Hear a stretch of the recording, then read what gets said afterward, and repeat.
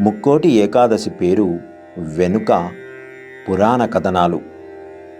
వైకుంఠ ఏకాదశిని ముక్కోటి ఏకాదశిని, స్వర్గద్వార ఏకాదశి అని పిలుస్తారు. ఈ పేర్లు వెనక వేర్వేరు కథలు పురాణాల్లో కనిపిస్తాయి. శ్రీ మహావిష్ణువునకు నెలవైన వైకుంఠంలోని వాకిళ్ళు ఈ రోజునే తెరుచుకుంటాయి. కాబట్టి దీన్ని వైకుంఠ ఏకాదశి అంటారు. దక్షిణాయనం ప్రారంభం ఆషాఢశుద్ధ ఏకాదశి నాడు పాలకడలిలో యోగనిద్రకు ఉపక్రమించిన నారాయణుడు కార్తీక శుద్ధ ఏకాదశి రోజు మేల్కొంటారు. ఇలా మేల్కొన్న స్వామిని దర్శించుకోవడానికి పుష్యమాస శుక్లపక్ష ఏకాదశి నాడు ముక్కోటి దేవతలు వైకుంఠానికి చేరుకుంటారు. అందుకే దీనిని ముక్కోటి ఏకాదశి అని పిలుస్తారు.